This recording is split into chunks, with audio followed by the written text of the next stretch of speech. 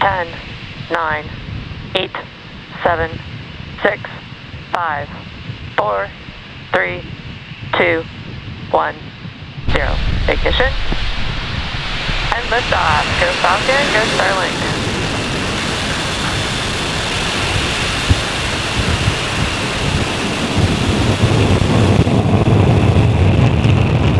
Falcon is pitching downrange. M1D chamber pressures are nominal.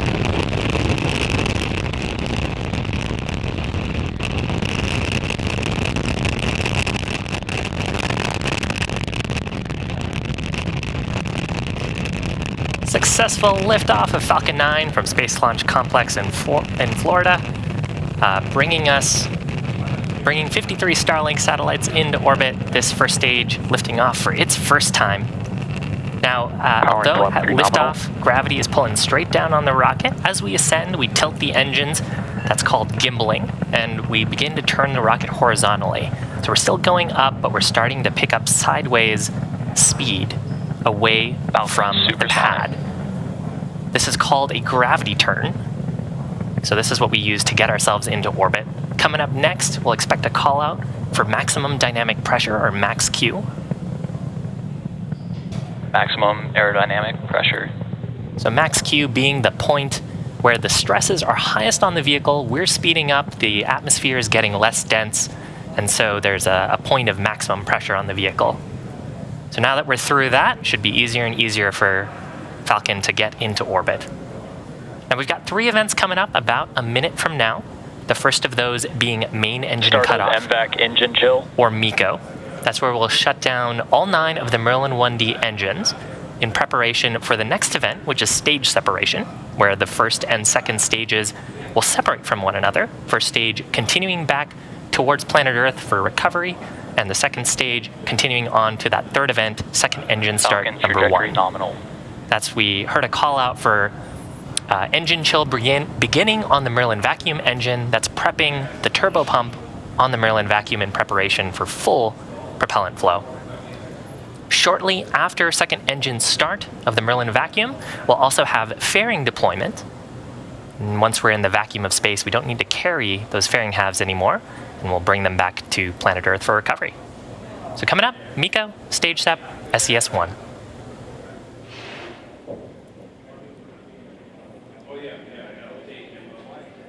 Main engine cutoff. Stage separation confirmed. MVAC ignition.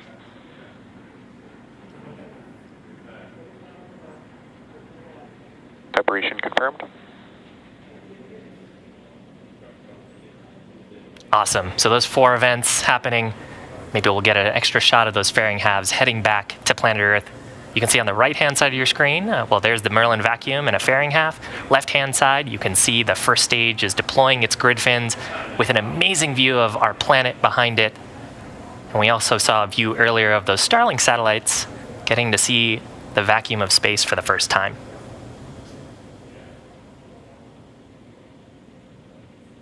Now, the next major events will happen about 3 minutes from now. They'll happen on the first stage, which is on the left-hand side of your screen. That'll be entry burn on the first stage. And so during the entry burn, we'll ignite 3 of the Merlin 1D engines as we start to get to the thicker parts of the Earth's atmosphere. And that reduces the loads and the heating on the first stage as we start to re-enter the atmosphere, making it easier for us to recover the vehicle. You're seeing periodic bursts of white gas on the vehicle, like there. That is from our attitude control system signal, Bermuda. On the first stage. So we carry nitrogen gas. And because there's no air, or very limited air, I should say, in the vacuum of space, the attitude control gas is what's giving us force to change the orientation and get the engines pointed down. Those grid fin structures, you see 2 of them on your screen on the left-hand side, can't do much with the vacuum of space. So we have to use the attitude control thrusters to orient the engines down. Right-hand side of your screen, you can see the orange glow of our Merlin vacuum engine on the second stage. It'll continue burning until about T plus 8 minutes, 50 seconds or so. It's got a long burn ahead of it to take those 53 Starlink satellites into orbit. Both stages are on nominal trajectories. With that call out there, we're hearing from the ground team that both the stages are right where we expect them to be.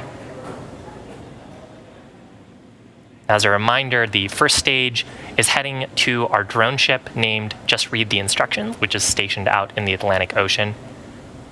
It's changing its orientation so we can get the engines pointed down for the upcoming entry burn, where we'll ignite 3 Merlin engines. That burn will last about 20 seconds. And that's to slow down the stage in preparation for gliding through the Earth's atmosphere. As we start to pick up density in the Earth's atmosphere, those grid fins becoming more and more effective in controlling the flight path of the booster towards our drone ship. Once we get to the drone ship, just above it, we'll have another burn. That'll be the landing burn, where we'll ignite just 1 Merlin engine, the center Merlin engine. Then we'll deploy the landing legs and hopefully have a soft touchdown on Just Read the Instructions. Second stage burn, continuing to look nominal, taking 53 Starlink satellites into orbit. Now, if you're just joining us, you came at a good time. We're coming up on entry burn on the left-hand side of your screen. Stage 1 FTS has saved. Stage 1 entry burn startup. So nominal start of the entry burn. We're flying through our plume, so we use a carbon-based propellant, hydrocarbon-based propellant. And so that's actually what causes the soot to appear on our reflown boosters. Stage 1 entry burn shutdown. This burn lasting just about 20 seconds, just enough to slow us down as we start getting into the thicker parts of the atmosphere.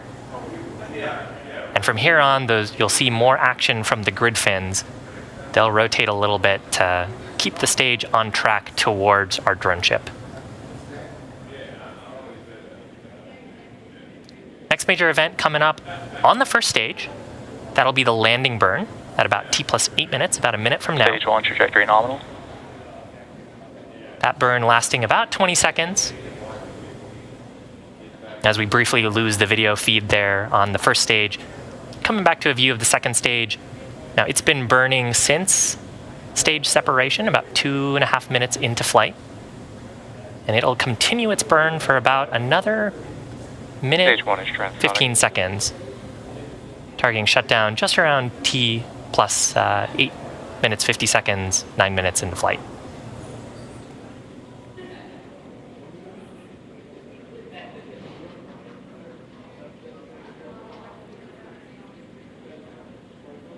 Here we go, exciting view from the first stage.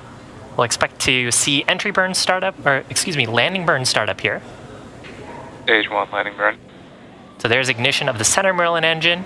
You can see the grid fins helping guide us towards the drone ship. And we'll expect to see the landing legs deploy just before we touch down. Stage 2 terminal guidance. You can see that our speed is rapidly coming down to 0. There's landing leg deploy. Oh, and a lovely touchdown. This booster's first landing, the 111th recovery of a Falcon 9 first stage booster, for many more flights to come. Now, coming up, second stage, coming to its its next activity, second engine cutoff number 1. And the ground teams will then assess the orbital trajectory and give us a call out if we're right where we intended to be. Second engine cutoff. So successful shutdown of the Merlin vacuum engine. Expected loss of signal tape. And a beautiful view of nominal parking orbit. With that call out for nominal parking orbit, that means the second stage is safely in orbit. Awesome shot of the first stage on your screen for its first landing. And with that, we're actually going to be ending our webcast for today's launch. As I mentioned previously, we will be confirming payload deployment over our social channels, so keep an eye out for that. That's expected around T+54 minutes into flight. We'll also leave the mission audio live on our YouTube channel if you'd like to follow along there through payload deploy. Big thanks to the Federal Aviation Administration for supporting our mission. Of course, thank you Acquisition of to our signal, viewers and definitely. to all of our Starlink customers for using the service at this time. That's been a pretty busy set of few days here at SpaceX. We want to thank you for joining us this Saturday, and we hope you all have a fantastic weekend.